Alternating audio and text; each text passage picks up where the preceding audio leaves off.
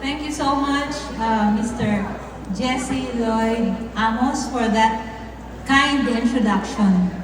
Yung ibang sinabi mo na doon is about BBM, it's not about me anymore. So, just the same, maraming salamat. Now, fellow alumni, the officers and staff of the DJMNHS Alumni Association, headed by their president, Mr. Jimmy Oria, the faculty of the DJMNHS, with their Ma'am Belinda Bautista, the CID Chief of DepEd Pangasinan 2, Dr. Cornelio R. Aquino, friends, ladies and gentlemen,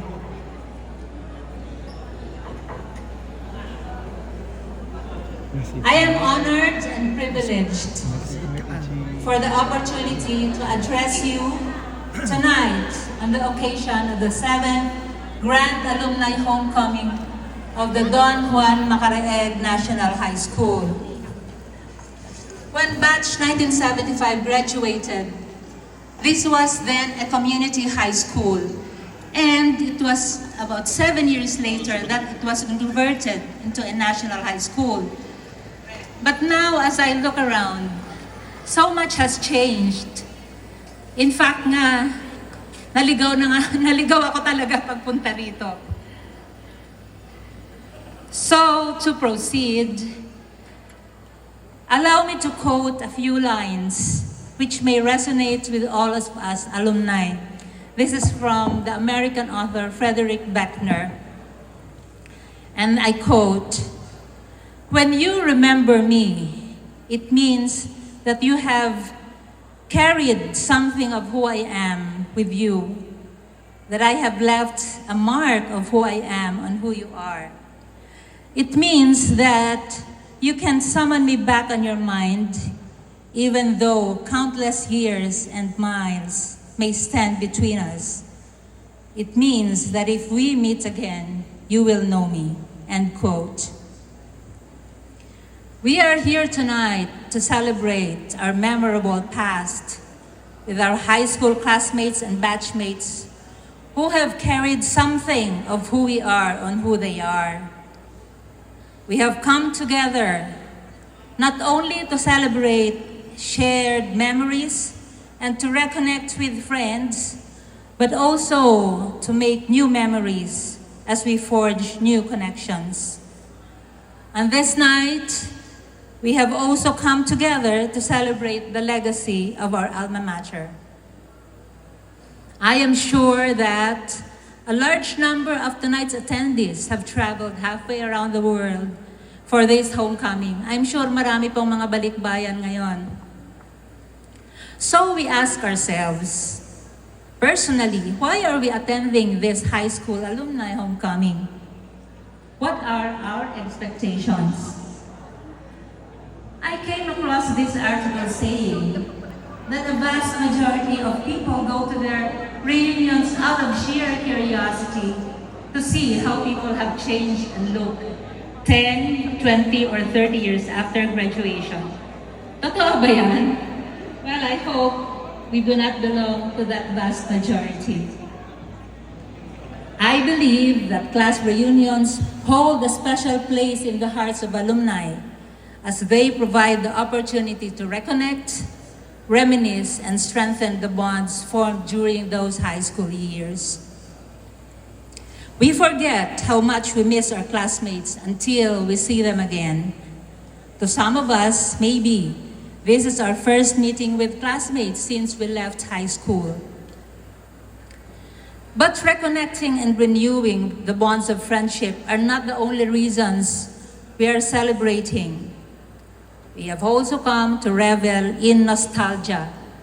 In Filipino, nostalgia is translated as pagbabalik tanaw, although this is more than pagbabalik tanaw because we yearn, we have a longing to go back to our high school years.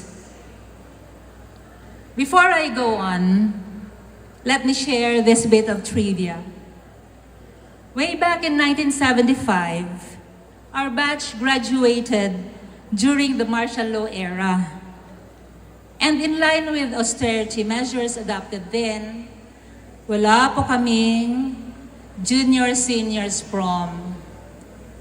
So you can just imagine, hindi kami nakaranas ng junior-seniors prom. But tonight, my friends, members of class 1975 will relive the moment they missed by doing a cotillion dance number. Imagine, hihirit po sila after half a century. Now, back to being nostalgic. Who will not enjoy going down memory lane and not be thrilled to recall our most liked campus personalities or idols? Of course, meron tayong mga source of inspiration during our high school days. Do we not also long for those happy-go-lucky days when life was much simpler and uncomplicated? Masarap din alalahanin yung ating mga advisors at subject teachers na kung wala sila, we may not be who we are today. Outright, naaalala ko sila Mrs. Letty Aki, ni Cordero, sila Mrs. Basanes, Miss Liego, Mrs. Guillermo, Miss Legaspi, and Miss Versola. Being here also brings back memories of our simple classrooms. Around this is not the quadrangle yata nandun sa kabila. So, quadrangle and the quadrangle itself where we received our diplomas. I also recall marching sa campus grounds during our Citizens Army training days. Or naaalala nyo ba yung mga food stalls na kinakainan natin ng ating mga paboritong pagkain?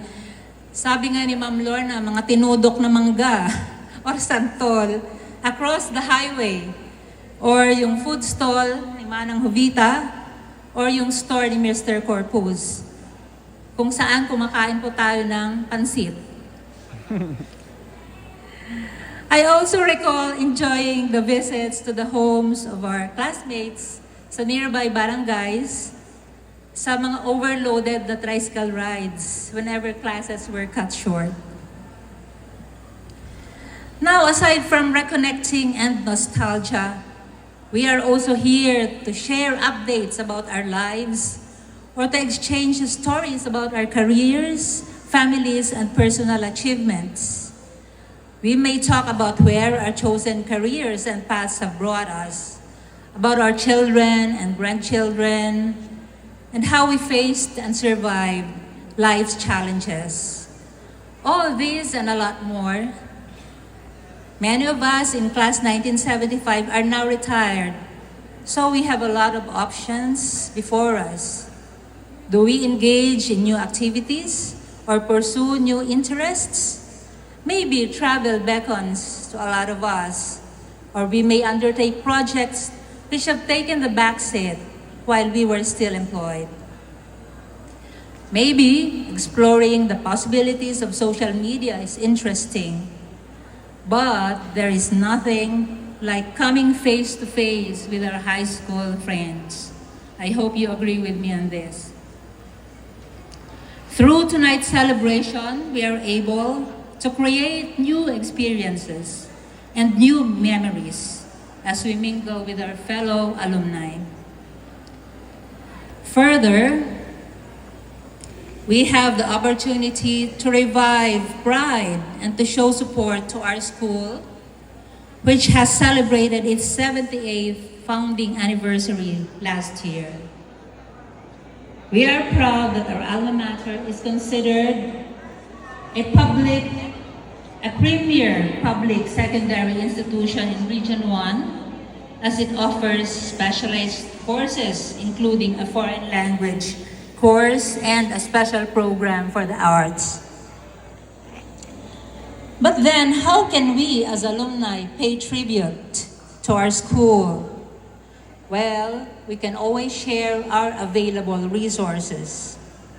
Bear in mind that the greatest gift we can give to our alma mater is not just financial support, but our time, talent, and expertise.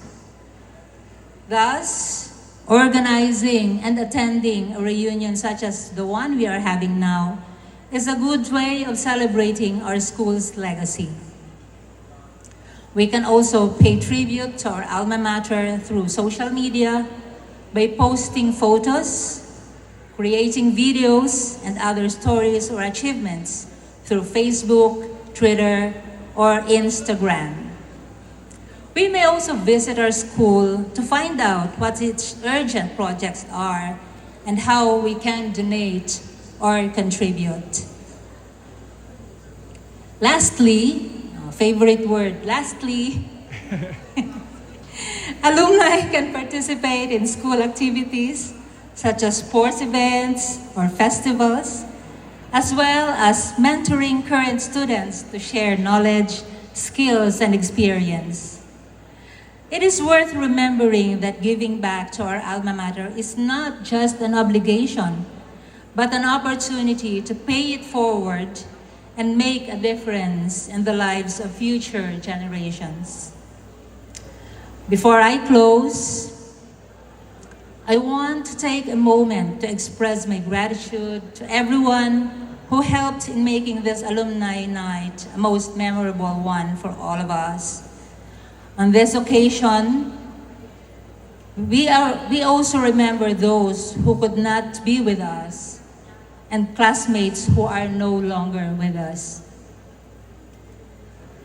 Again, I enjoin you, my fellow alumni, to continue helping our school, because by doing so, we not only keep the bonds of friendship alive, but to proudly say that we care for our school. In closing, I wish to emphasize that our high school classmates are irreplaceable because they knew you before you became a mother or a father, before you had a career or profession, or even before you began the process of self-discovery. From now on, let us not just reminisce, but also look forward to what lies ahead. We may plan future gatherings or simply stay in touch and cherish the reconnections we have made. Thank you. Brother. Thank you very much.